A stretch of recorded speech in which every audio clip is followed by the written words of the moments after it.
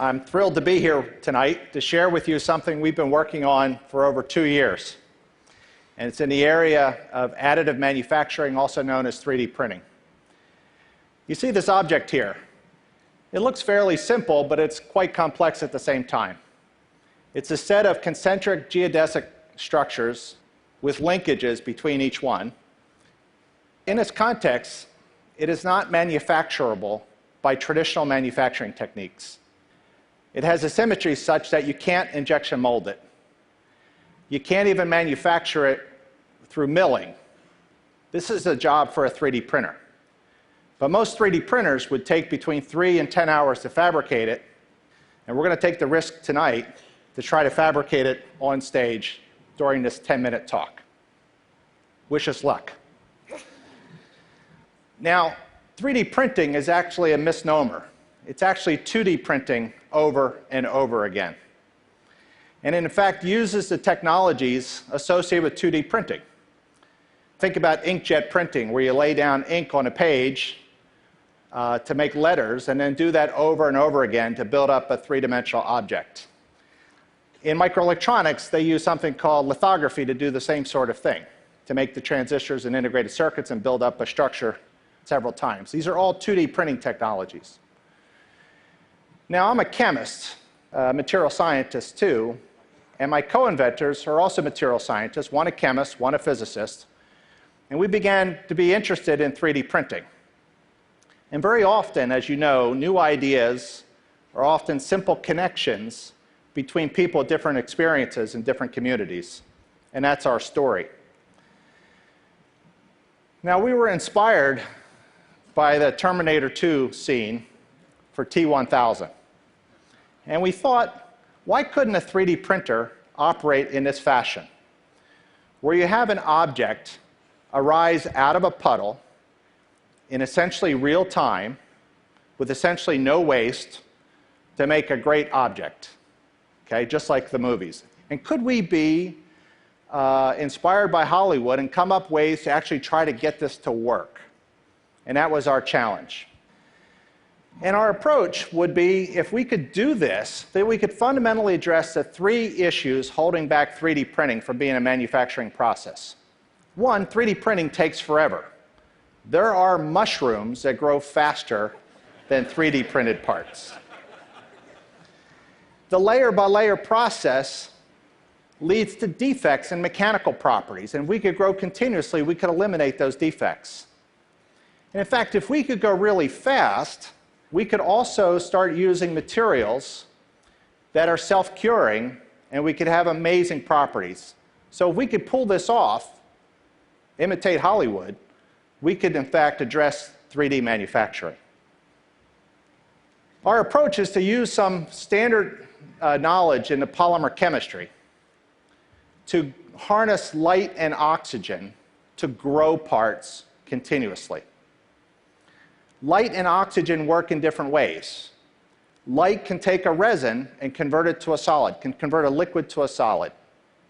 Oxygen inhibits that process. So light and oxygen are polar opposites from one another from a chemical point of view. And if we can control spatially the light and oxygen, we could control this process.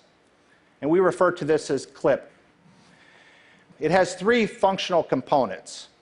One, it has a reservoir that holds the puddle, just like the T-1000. At the bottom of the reservoir is a special window. I'll come back to that.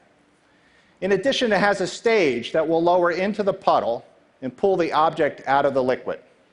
The third component is a digital light projection system underneath the reservoir, illuminating with light in the ultraviolet region.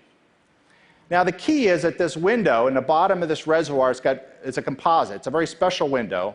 It's not only transparent to light, but it's permeable to oxygen. It's got characteristics like a contact lens. So we can see how the process works. You can start to see that as you lower a stage in there, in a traditional process with an oxygen impermeable window, you make a 2-dimensional pattern, and you end up gluing that onto the window with a traditional window. And so in order to introduce the next layer, you have to separate it, introduce new resin, reposition it, and do this process over and over again. But with our very special window, what we're able to do is with oxygen coming through the bottom, as light hits it, that oxygen inhibits the reaction, and we form a dead zone. This dead zone is on the order of tens of microns thick. So that's 2 or 3 diameters of a red blood cell, right at the window interface that remains a liquid. And we pull this object up, and as we talked about in the science paper, as we change the oxygen content, we can change the dead zone thickness. And so we have a number of key variables that we control: oxygen content, the light intensity, the dose to cure, the viscosity, the geometry, and we use very sophisticated software to control this process. The result is pretty staggering. It's 25 to 100 times faster than traditional 3D printers, right, which is game-changing. In addition, as our ability to deliver liquid to that interface, we can go 1,000 times faster, I believe. And that, in fact, opens up the opportunity for generating a lot of heat. And as a chemical engineer, I get very excited in heat transfer. And the idea that we might one day have water-cooled 3D printers because they're going so fast. In addition, because we're growing things, we eliminate the layers. And the parts are monolithic. You don't see the surface structure. You have molecularly smooth surfaces. And the mechanical properties of most parts made in a 3D printer are notorious for having properties that depend on the orientation with which how you printed it, because of the layer-like structure. But when you grow objects like this, the properties are invariant with the print direction. These look like injection molded parts, which is very different than traditional 3D manufacturing. In addition, we're able to throw the entire polymer chemistry textbook at this, and we're able to design chemistries that can give rise to the properties you really want in a 3D printed object. There it is. That's great. You always take the risk that something like this won't work on stage, right? But we can have materials with great mechanical properties. For the first time, we can have elastomers that are high elasticity or high dampening. Think about vibration control or great sneakers, for example. We can make materials that have incredible strength, right? High strength to weight ratio, really strong materials, really great elastomers. So throw that in the audience there. So great material properties. And so the opportunity now, if you actually make a part that has the properties to be a final part, and you do it in game-changing speeds, you can actually transform manufacturing. Right now in manufacturing, what happens is there's so-called digital thread. In digital manufacturing, we go from a CAD drawing, a design, to a prototype to manufacturing. Often the digital thread is broken right at prototyping, because you can't go all the way to manufacturing because most parts don't have the properties to be a final part. We now can connect the digital thread all the way from design to prototyping to manufacturing, right? And that opportunity really opens up all sorts of things, from better fuel-efficient cars, dealing with great lattice properties with high strength to weight ratio, new turbine blades, all sorts of wonderful things. Think about if you need a stent in an emergency situation, instead of the doctor pulling off a stent out of the shelf that was just standard sizes, having a stent that's designed for you, for your own anatomy, with your own tributaries, printed in an emergency situation in real time out of the properties such that the stent could go away after 18 months. Really game-changing. Or digital dentistry and making these kinds of structures even while you're in the dentist chair. And look at the structures that my students are making at the University of North Carolina. These are amazing microscale structures. The world is really good at nanofabrication, right? Moore's law has driven things from 10 microns and below. We're really good at that. But it's actually very hard to make things from 10 microns to 1,000 microns, the mesoscale.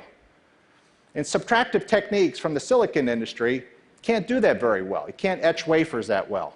But this process is so gentle, we can grow these objects up from the bottom using additive manufacturing and make amazing things in tens of seconds, opening up new sensor technologies, new drug delivery techniques, new lab-on-a-chip applications, really game-changing stuff.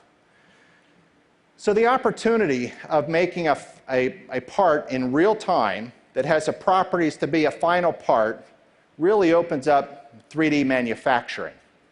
And for us, this is very exciting because this really is owning the intersection between hardware, software, and molecular science.